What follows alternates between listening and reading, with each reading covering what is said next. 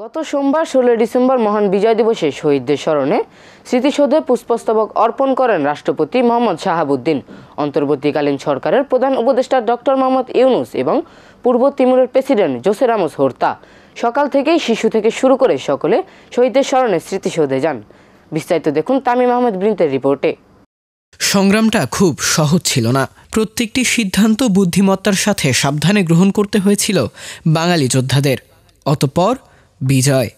সকালে স্মৃতিসৌধে শহীদদের স্মরণে পুষ্পস্তবক অর্পণ করেন রাষ্ট্রপতি মোহাম্মদ শাহাবুদ্দিন এবং অন্তর্বর্তীকালীন সরকারের প্রধান উপদেষ্টা ডক্টর মোহাম্মদ ইউনূস। এরপর সকলের জন্য উন্মুক্ত করে দেওয়া হয় স্মৃতিসৌধ। 1971 সালে 9 মাস রক্তক্ষয়ী মুক্তি সংগ্রামের পর আজকের এই দিনে অর্থাৎ 16 ডিসেম্বর আমরা বিজয় অর্জন করি। স্বাধীনতা যুদ্ধে শহীদ হওয়া সেই সকল শহীদদের স্মরণেই তৈরি করা হয় স্মৃতিসৌধ। দর্শক, আজ আমরা এসেছি সাভারের স্মৃতিসৌধে। শিশু কিশোরদের পদচারণায় সকাল থেকেই মুখরিত ছিল স্মৃতিসৌধ প্রাঙ্গণ। এসেছে 71-এর শহীদদের শ্রদ্ধা জানাতে।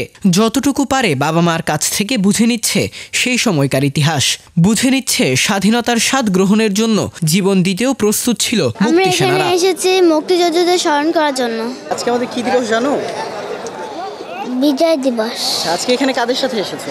আমার বাবা মার সঙ্গে। আজকের এই দিনে যেহেতু আমাদের বিজয় দিবস, আজকে আমি এসেছি এখানে সেই সকল শহীদদের শ্রদ্ধাঞ্জলি জানানোর জন্য এবং আজকে এখানে উপস্থিত হতে পেরে আমি অনেক গর্বিত।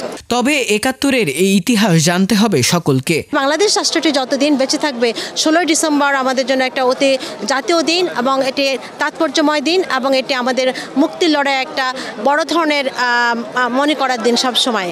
অভিভাবকেরা জানান, শিশুদেরকে মুক্তিযুদ্ধ সম্পর্কে জানাতে আজকের এই দিনে নিয়ে আসা বাঙালি যে হার না মানা জাতি তা বোঝাতে নিয়ে আসা স্মৃতিসৌধে। মুক্তিযুদ্ধের চেতনাটা ছোট থেকে যদি বুকে ধারণ করাইতে না পারি, পাঠ্য বই পড়ে আর টিভিতে দেখে আসলে মুক্তিযুদ্ধ ধারণ করা যায় না।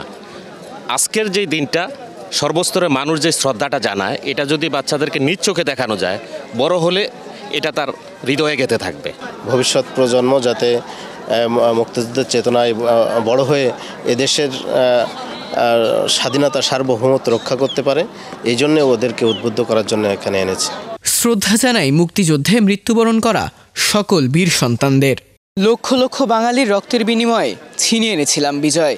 এই বিজয়ের মর্যাদা যেন অক্ষুণ্ণ থাকে সে বিষয়ে সচেতন থাকতে হবে আমাদের সকলকেই।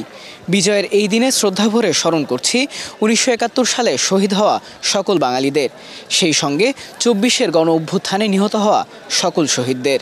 তামিম আহমেদ বৃন্ত, আমরা করব জয়, ATN বাংলা, সাভার।